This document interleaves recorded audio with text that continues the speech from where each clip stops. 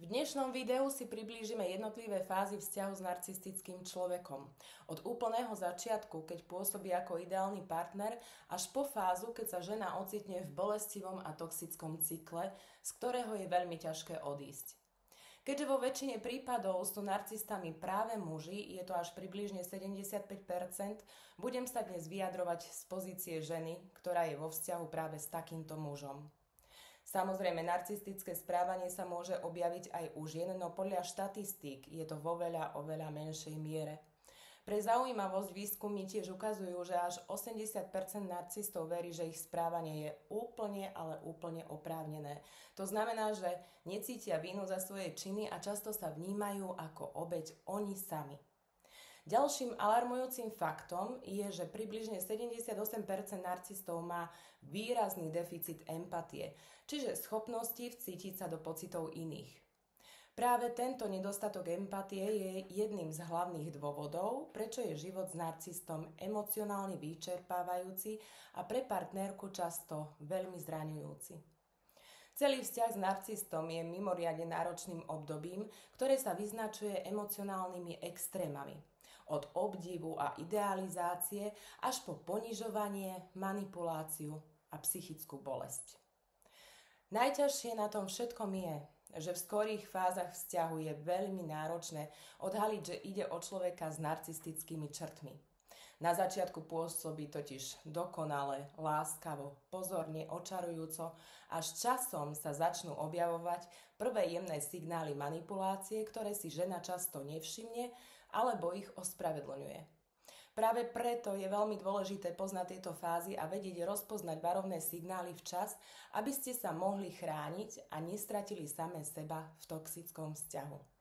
Prvou fázou je fáza ideálneho obrazu, alebo inak povedané love bombing, kedy muž pôsobí na začiatku ako dokonalý partner, zahrňa ťa láskou, porozumením a komplimentami.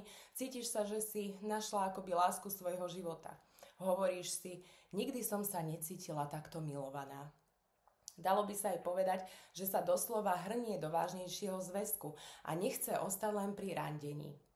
Je to z toho dôvodu, že on sám si dobre uvedomuje skutočnosť, že nedokáže dlhodobo skrývať svoju pravú identitu a preto si teba potrebuje o to viac pripútať, aby si nemala možnosť uniknúť, keď začnú nastávať jeho prešľapy.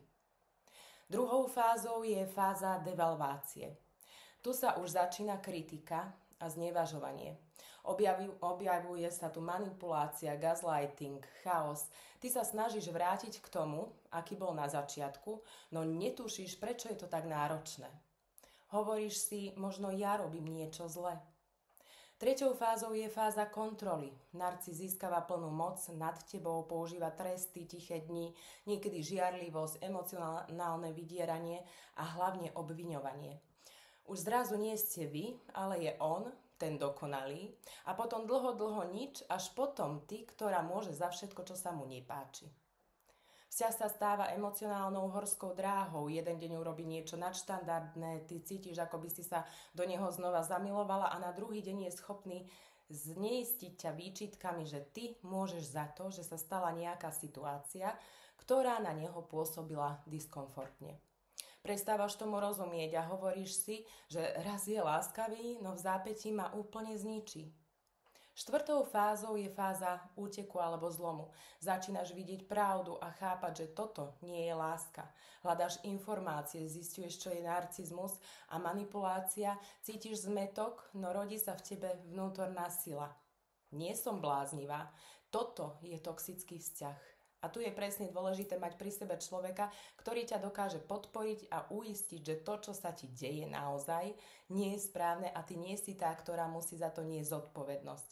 Je dôležité mať sa o koho oprieť a vyrozprávať, aby sa ti začalo potvrdzovať, že tvoje vnímanie je to správne bez akýchkoľvek výčitiek či prehnanej snahy o nápravu, ktorá aj tak nikdy nebude dostatočná.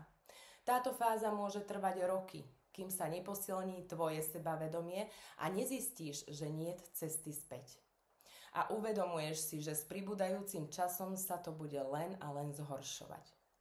Keď nastane toto tvoje plné uvedomenie a tvoja sila narastie, nastáva 5. fáza. Tou fázou je fáza odchodu. Rozhodneš sa odísť, aj keď to bolí. Narcis skúša všetko, aby ťa vtiahol späť, sľuby, manipulácie, obviňovanie. Zrazu je schopný napríklad zájsť do manželskej poradne a pôsobiť, že on nie je za to, aby toto bol dôvod rozpadu vášho vzťahu. Tu však musíš zostať len pevná a veriť hlavne sama sebe a opakovať si, že v živote si zaslúžiš určite viac ako len toto. Poslednou fázou je fáza uzdravenia, keď sa zatvoria za ním dvere a ty si začneš opäť budovať akoby tú svoju sebahodnotu. Učíš sa, čo je to zdravá láska, prichádza sloboda, no s ňou aj smútok a hnev, pretože si čoraz viac uvedomuješ, koľko rokov života si strávila v klamstve, manipulácii a podkopávaní vlastnej identity.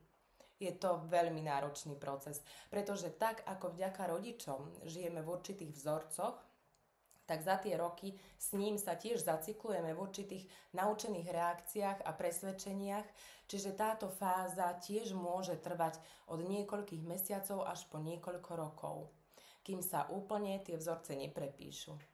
Napríklad, ak sa ocitneš následne v zdravom vzťahu, zisťuješ akoby odznova, čo znamená ochota, úprimnosť, zdravá komunikácia, porozumenie a hlavne bezpodmienečná láska.